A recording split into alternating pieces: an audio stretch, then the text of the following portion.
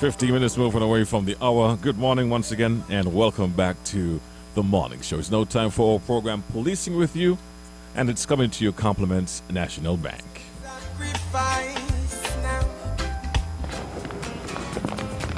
Mimi, what's that song? There is no better time to discover what your National Bank Visa debit card can do. It can get you out of a pickle. Using my National Bank Visa card is fast, secure, and convenient. Cashless SKN is our new lifestyle choice. National Bank, always here. Welcome back to the program, and let me say good morning to Inspector Francis and Superintendent Cromwell Henry. Good morning to both of you. Morning, GQ. Morning, GQ. All right, what's on our agenda for today, gentlemen? Okay, good morning, GQ. Good morning to everyone out there in the radio audience, both local, regional, international, internet, YouTube. We have a wide platform. Welcome to Policing with You. Yes. Now, I'm here with Superintendent Henry, and we're going to jump straight into what we usually talk about, but with a little twist. What we usually talk about is COVID-19 and the regulations, but an incident took place recently, and it is imperative that we touch on it. Yes? There was an incident that took place at the Palmetto Bay, and concerning a smuggling operation, and it's brought to the forefront of the question of how police officers are exposed and conducting themselves, the safety of police officers while executing their duty, effecting arrests during this particular period, the COVID-19 period. Right. So before we jump into the emergency powers of COVID-19 regulation, I want to speak to Superintendent Henry and ask, how are police officers protecting themselves while on the job, effecting arrests during this period, this COVID-19 period? Thank you. That's a tough question, Inspector. Sorry. Because we can only do so much to protect ourselves, but if we are to abide by our responsibility to protect the country, protect the safety and security of the citizens, then it means sometimes putting ourselves at risk, and we do it every day. Now, with respect to this particular case that you're speaking to, here we have persons who are entering the country illegally. Of course, they are coming our way. At the time, we will not be certain where they are coming from, but we have to treat them as if they are coming from some place that is a hotspot, and we still have to treat them as if they are infected, are exposed to the virus. Now, how do you make an arrest without coming into close contact? You know, the virus is spread through close contact. How do you arrest someone without coming into close contact with that person? And that is the risk that police officers are exposed to. We cannot leave these persons who are entering the country illegally and say that we don't want to get the virus. We have to take action because it's our mandate. But when we do, we expose ourselves. We could take the basic minimum precautions that we advise everyone else. Wear your mask, wear gloves as much as we are necessary. Do as much as you can to cover your nose and your mouth. But inevitably, the police would have to come in contact with individuals at some point. And we can only hope that these protective measures that we take, wearing the mask in particular, work.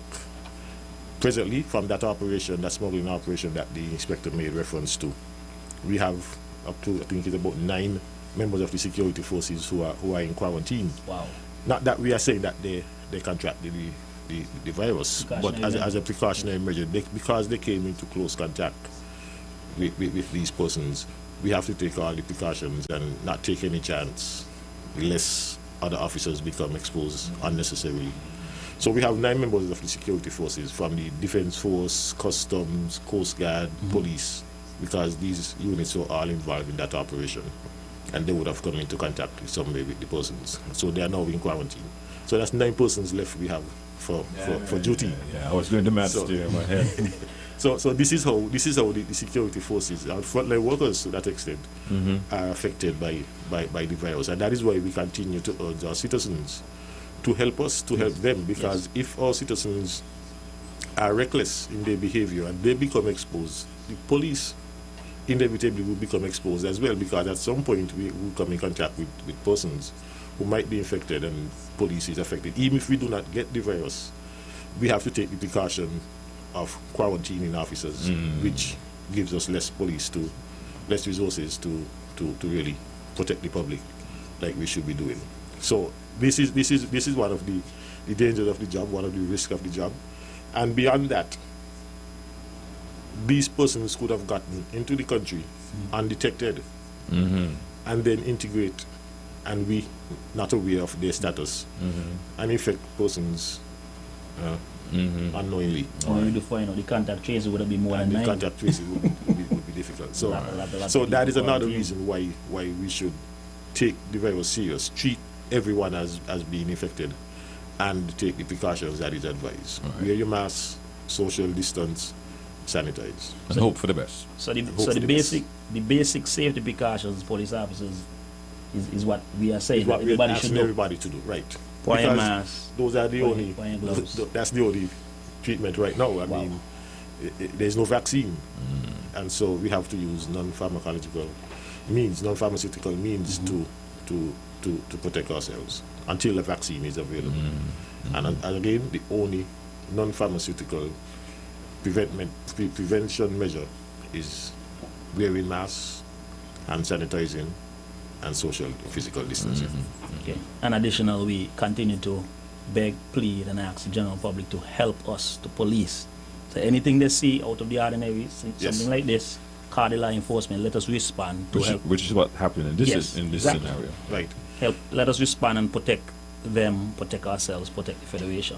Yes. Yes, Superintendent, to follow up a little bit more on that same vein of conversation, the out of the persons, information is that two out of 3 persons taken into custody were non-nationals. Yes. Yes. And they have been remanded at the HMP. Yes. The question is, have they been tested, and have they been placed with the general residing population at the prison?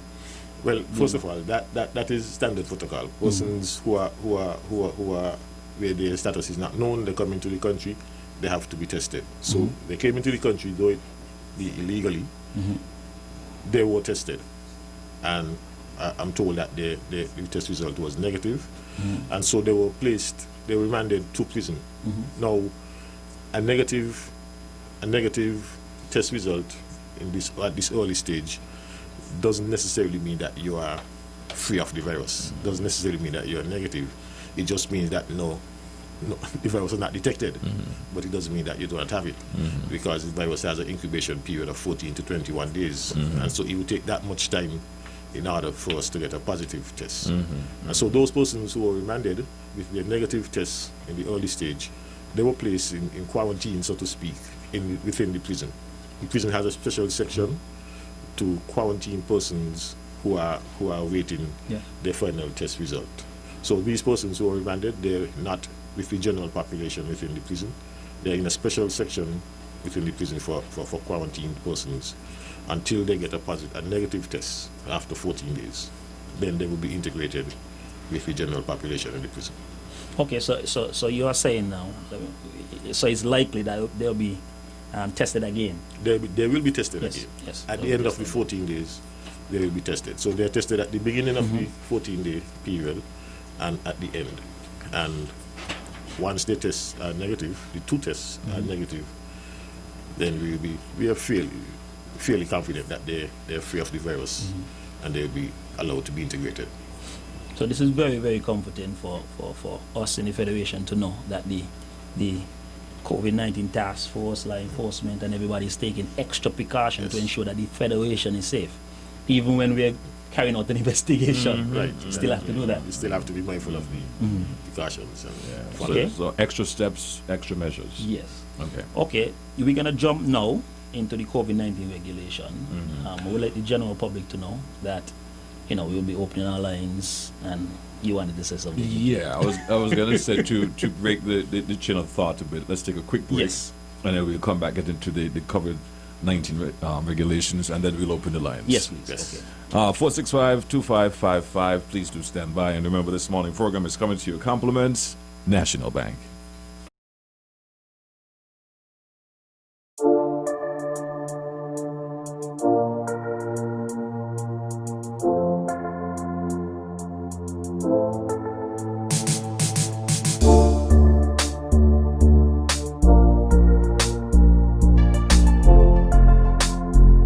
Hi everyone, good day.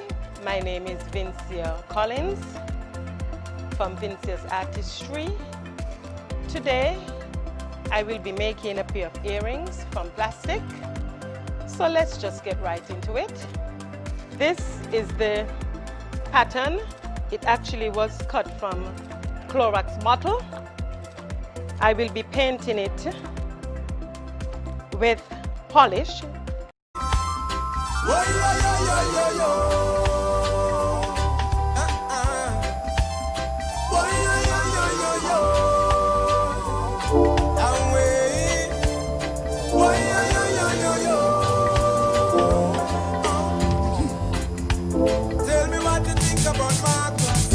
All right, welcome back. Welcome back. Now, just before we open the lines, we're going to address the regulations. We're going to touch on one or two issues, GQ. Welcome back to Policing with You. We're going to touch on one or two issues with the regulation. Then we're going to open the lines for the wonderful callers to call in.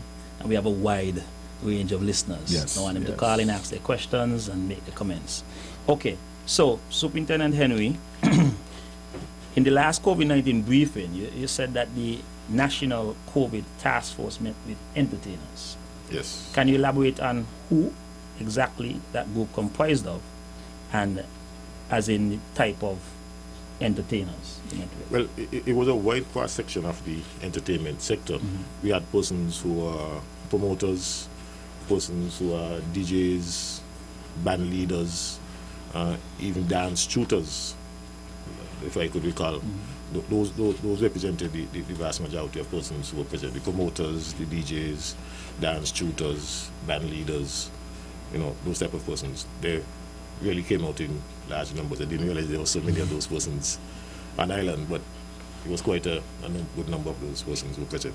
Okay, and the discussion, could you give us an insight as to what the discussion surrounded? We discussed generally the impact of the pandemic on that particular sector, and we are aware what the impact is, because they have not been able to ply their trade for well over 4 months, 5 months now. And so they were heavily impacted, and so they were eager to know how they could restart or jumpstart their practice. And we shared what the regulations said about that particular sector. The current regulations still have some restrictions on social activities. However, it went a step further to give the Commissioner the authority to grant permission, with having consulted with the National COVID Task Force on applications for these type of activities. Of course, persons who are applying to have these activities, they must satisfy the task force and the Commissioner that they are taking all the measures that would protect their patrons, or at least reduce the risk of exposure of their patrons to the virus. So once you would have satisfied that particular requirement of the regulations, then you're free to have your event. Okay, yes, and a recurring issue keep coming up. In the last COVID briefing, someone asked about seeing mass gathering advertising, and if these events have been improved. This is something that you've addressed on this program, other programs, numerous times before. To what extent, the question is, to what extent would you say that advertising these events before seeking permission for them is still a problem? Well, it is still a problem, and that was one of the issues that was raised at that meeting. We highlighted that particular problem, and we admonished the persons not to engage in that practice, but we still see it happen. I've seen persons have been sending me a flyer that is going around about Park and Walk Up event. Park and Walk Up. Park and Walk Up, that's the name of the function at 70 degrees. Wow. that application hasn't reached the commissioner's office. The commissioner has indicated that he hasn't seen any application of that nature for that event. The task force too has indicated that they have not received any application for that particular event, but it is being advertised. There is a very elaborate poster that is being circulated. Now, and there are other events that are being advertised that applications haven't even reached us as yet. Now, we really want to discourage this, because when people see these advertisements, people will think, okay, well, it's okay, and the other people will begin to plan and join and start to advertise. And what it does, you're setting up yourself for disappointment, because when you do intend to apply, or when you do apply and your application is denied, then you're going to feel a sense of rejection. You're going to feel disappointed, and then you're going to blame the police. So you're making the police look bad when you ain't follow the way. You already spend money to buy drinks, you already spend money to advertise, and now you can't have the event, and you're going to be left out of pocket. And so we really admonish persons to get permission first before you advertise. I know there's a concern about the lead time between the permission and the advertising. All that you need to do is apply early. The earlier you apply, the earlier you would get your response, so that you have enough lead time to market your event. Okay. JQ, we're going to continue the conversation, but we're going to open the lines now for anybody else to call in, anyone to call in. We'll entertain. All right, we'll ask you to put on your headphones. Let me get you another headphone there. Kimberly, can you get me one from the next room there, please? Thank you. 465-2555. That's the number, on 718-577-2916. While we wait for the calls, you can continue with your questions. Yes. Superintendent, in the last briefing, you also mentioned... Before you go too far, yes, we have a call. Yeah, beautiful. Good morning. You are live. Good morning. I'm calling from Central Station. I'm the National of Central Media. And I must say that I'm very, very happy and I'm pleased with the task force, from the medical people involved right down to the last person. You're doing a very, very fine job. And I recognize that these decisions are not political decisions. They are health decisions. And I must commend the people involved on a whole, the government and the task force and everybody, for the job that they're doing in keeping the national authentic music safe. Thank you very much, and have a good day. All right, thank you for your call. Thank you very much for that, sir. All right, so you can continue with your question. Yes, Superintendent, you mentioned in the last briefing that some daycare centers were operating illegally. What does the regulation say about that? Yes, we've gotten complaint from the ministry.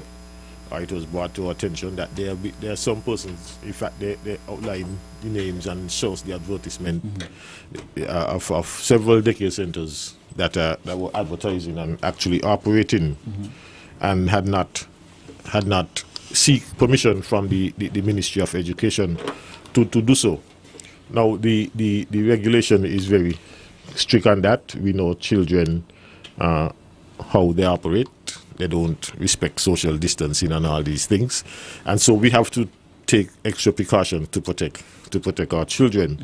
And so the regulation provides for persons who wish to operate these early childhood centers to first seek permission from the Ministry of Education, the early childhood unit. That unit would then do an inspection of your place, of your premises, ensure that you follow the guidelines that are stipulated in the regulation. And the regulation makes specific guidelines for social distancing, that is with the parents, how the children are to be dropped off at school, speaks to food preparation at the center, speaks to hygiene, general hygiene in the center, and all those other things that are intended to keep the children safe. Because we know it's difficult to have social distancing, physical distancing among the children, then all the other measures to keep them safe would have to be strictly enforced. And so the regulation sets out these guidelines that must be followed. And so the early childhood unit is charged with that responsibility to ensure that these things are in place at any any location that wish to operate as such. And so persons who want to operate must first apply, have your place inspected, and be certified. Then once this ministry is satisfied, they would consult with the COVID task force, give us their recommendation, and once we are satisfied everything is in place, they would have the certificate of approval to operate. All right. And so we are experienced to first ensure that these places where you are taking your children are certified to operate. Because if they're not, and they're not following the guidelines, and your children become sick, you will be the one who would have the headache. Because the first thing that these people want to do if the child becomes sick is call the parent and tell you, take your child out of my place. So you go on home with the problem. So to avoid that, we really asking parents to ensure that the centers that you're taking your children are certified to hold children, and then you have a better sense of security that your child is being held safely. All right, let's go to the phone line before we continue. Superintendent, can you put on your headphones, please? All right, good morning. Thanks for your patience. Yeah, good morning, GQ. Yes, morning, Jamdong. Yeah, good morning, the good officers. Morning, and morning. Superintendent Henry. Yes. You got a lot on your hand, my brother. Yes. Henry, you know Hart Street. Yes, by the prison. Yes, go ahead. And another one up Beach Street. Excuse me, Beach Street, Beach Street. Boat Street. Beach. Oh, Beach. Where's that? Yeah, well, it's a street where one national long-time player used to live in up there. And a guy used to do technician. He's a kind of sick now. He used to work with Mr. Dow in the telecom party up in the station. You understand? Yeah. We got some young Spanish coming on here, Henry. Me ain't got nothing against them. Because me blood from Santo Domingo.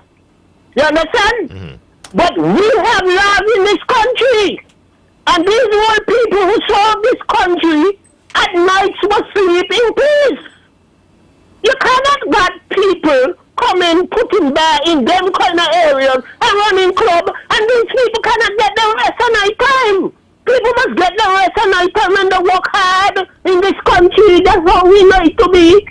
That's enough of that, Henry. And I understand a lot of your policemen, them that support that. And that is not a nice hearing in town. And next thing I want to talk about, Henry, that terminal down there, me is asking for police presence. I want you, as the man in charge of District A, to recommend to the Commissioner of Police to get on to put a security booth down there. That the police that leave the station and duty and heading down there, he got somewhere to go. We must get order down here. It can't be the same old. You understand? When I come on this radio and I talk, I don't care who I negotiate, so I'm here. And even though my enemies have gone, their life is gone. Have a good day, Henry. Thank you. You have a good day as well. Well, you touch on a number of things. Yes. Thank that caller for his comment. I think what he said was clear. Talk about noise in the neighborhood, and he talk about issue Bus terminal. at the bus terminal. Which are being addressed. Right. Yes. Let's go back to the phone line. Good morning, and you're live. Good morning, GQ. Hey, good morning. And good morning to Superintendent Henry there. Good morning, sir. And what, Mr. Francis? Yes, sir. Morning, sir. Yeah, morning. Now, I want to commend the traffic department, especially on temporary opening the bus terminal. I see some improvement in it, and I just hope when it's fully open that everything goes well. I don't know if that is the way it's going to be, that the bus them will come from the west side and then come in and they come out to the east side and go west and go east. One go east and one go north and one go south. Right? But I see some improvement, and I hope the bus drivers and the passengers them cooperate, that first come, first serve, and everything go along well.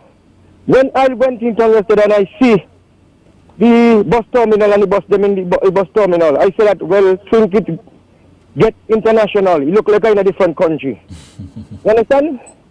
And we got to commend the government and the foresight of coming with this bus terminal, especially the Honorable Ian Patches Liebert. I know that he in there now yet, but you know, improvement may go along gradually, and I just want to you all continue to do good works and can't jam down. I get serious with some of those people who down the terminal, especially some of these crossing guards who doing the work. You know, we take the work very serious because under this pandemic, we got to wear a mask, especially on the passenger bus. Them, and you see plenty people without mask on the bus. Even some of the bus drivers ain't got a mask. You understand? I'm agree that you could walk without a mask and you got a mask in the pocket or whatever when you're by yourself. But as long as it's on a bus vehicle, man. you're supposed to get on your mask. Of course. Anyway, wonderful program as usual. God bless. Thank you. Good morning, brother. Yes, ma'am. Morning, Mr. Politics. Thank you very much, sir. You want to address anything that he raised? Well, the bus terminal issue, he said that he's pleased with what he's seeing there, with the change of direction of the buses. This is basically a test run. The Bus Association proposed that new arrangement, and so we thought we'll give it an opportunity to run, to function, to see how it differs with what was there previously. And if it works out better, then we'll adopt that as we're going forward. We're going forward. So it is at a 2-week trial. Yeah, that's what they said yesterday. Right, 2 weeks trial, and once it works out good, then we'll adopt it and make the necessary markings. And yeah, that was another point that Inspector Eddie raised yesterday. He was saying it's not necessary to put it out now because it's in the trial stages. Right. So we hope that we'll get full cooperation with all the users. I think we're trying to reduce the number of parking of private vehicles in that location.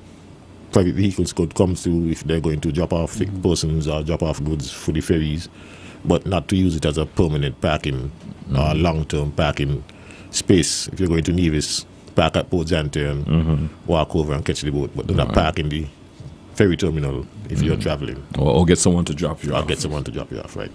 Anything else? What about you? You okay? Let's go to line 3. Good morning, you're live.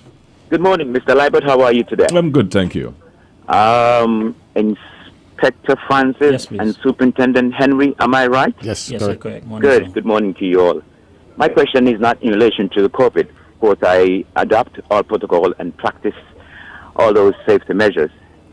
I have a question. Yes. I'm using me. Any one of us can be a prisoner. If I am a prisoner, locked up waiting for trial, on the day of trial, I'm being sentenced.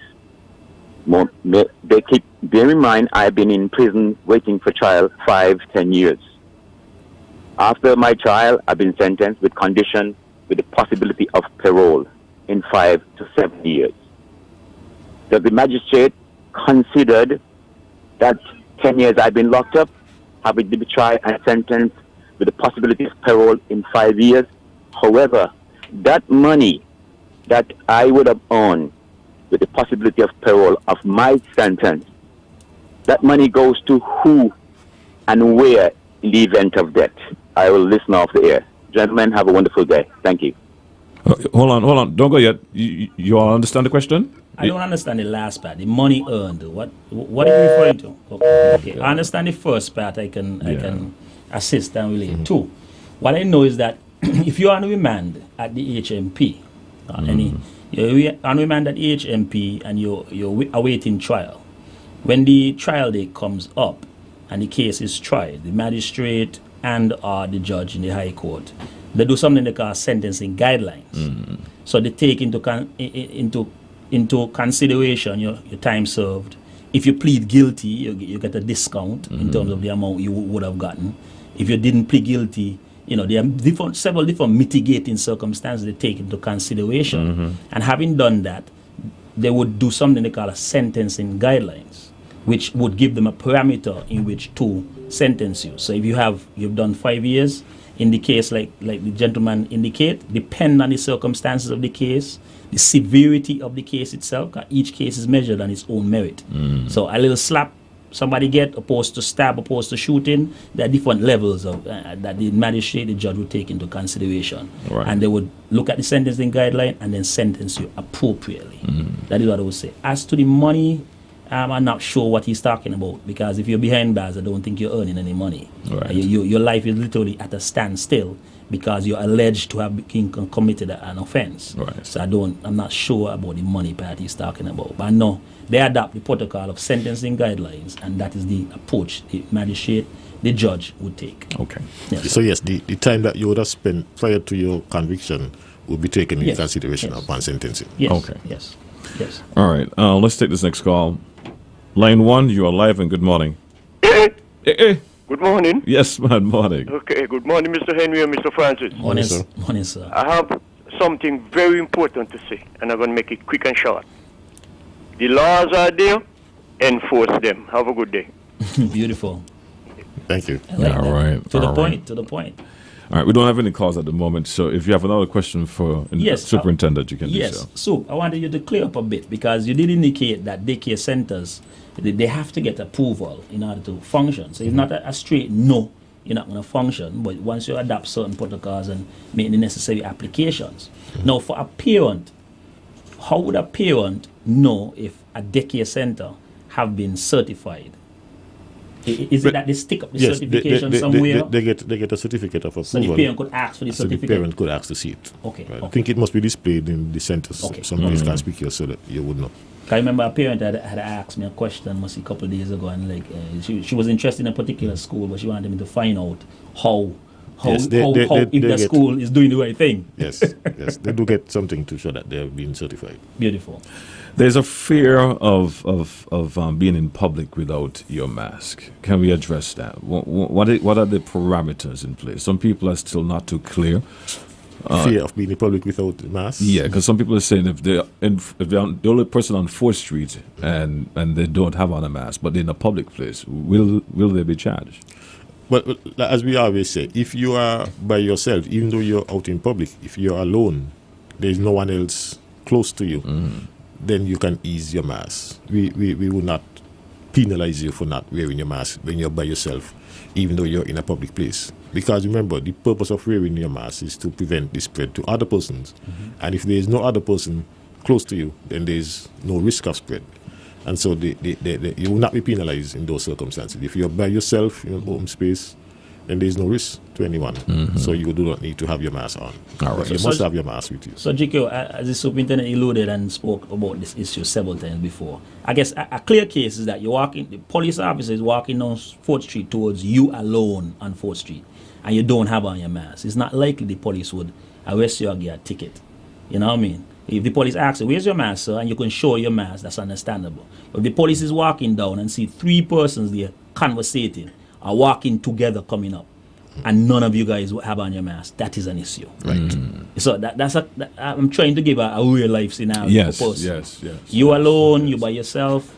You know, discretion. Police officers have be allowed to have discretion. Yes. You're alone, you're by yourself, no mask. Once you have your mask available to you, that's understandable. You're there with other people, other persons, you must be wearing your mask. Thank you for clearing that up. Yes. Over to you, Inspector. Yes, so one last question I have, but is more on you. For you, the good superintendent who is interacting with the COVID-19 team and everybody, can you recap what the regulation says about sporting activities? Well, sporting activities are there is some leeway on for clubs, inter clubs or inter teams to hold practice matches, but they must be spectatorless. So Newtown could hold a practice match against Village, but you cannot have spectator in the stadium looking at the match. So practice matches are permitted among teams, inter teams, without spectator in the stadium. Okay. Beautiful. And Superintendent, do you have anything else you want to talk about the regulation? Anything else you want to bring to the general public on this program? Anything else about the regulation? Well, we're wrapping up. The regulation speaks to the closing time for businesses at nights. So bars and restaurants. The curfew starts at 2 a.m. and some businesses want to close at 2 a.m. Wow. And that's not realistic, man. That cannot happen, No, because there's no way you could be home by 2 a.m. if you close at 2 a.m. So an important aspect of the regulation is that you must close within sufficient time to allow persons to adhere to the regulations. And it gives a time of 1 a.m. And I think one hour is enough time for persons to get to any point in St. Kitts, from any point in St. Kitts. So you have 1 hour to get home. So all establishments must be closed by 1 a.m. Curfew starts at 2. It doesn't mean that you must close the business at 2. So that is an important point to note. We have difficulties with that. We still have to be going and telling people to close. It's 1 o'clock. You need to close. If we do not tell them to close, they go down until 2 o'clock. And so we really would prefer if we not have to go around every night telling people it's time to close, it's time to close. Persons by now should be programmed that you have to close at 1 o'clock. Cut your music, begin to pack up, tell your customers, get off the street. Even sometimes after the business is closed, people are still hanging out outside the businesses, sitting down and hanging out, carrying on their own thing. You know, and then 1:45, they start to hustle to get home, and you see people driving recklessly at that time of the morning. So again, we advise persons to give yourself sufficient time so that you do not have to drive reckless, you do not have to rush, and you do not have to come into contact with the police. We have not been announcing it, but we have been arresting persons still for breach of the curfew. And I really don't think at this stage persons should be found out on the street at 2 o'clock in the morning. Right? So we admonish persons to really comply with regulation in this regard. Yes. Any closing remarks? Well, the usual chorus: wear your mask, wear your mask when you're in public, wear your mask when you're in public.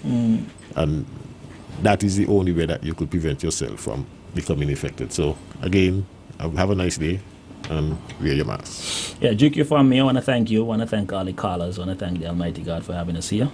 Yet another day. Policing with you is here to stay.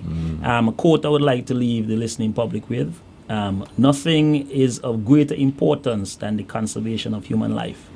That is a line from the former U.S. President Calvin Coolidge, and it is important for us to remember that. Now, GQ, thanks for having me here. You're most welcome. See you when I see you. Yes, man. All right. And to all of our listeners, thanks for being a part of our programming, and our viewers as well. Until next week, take care of yourself, man. God bless.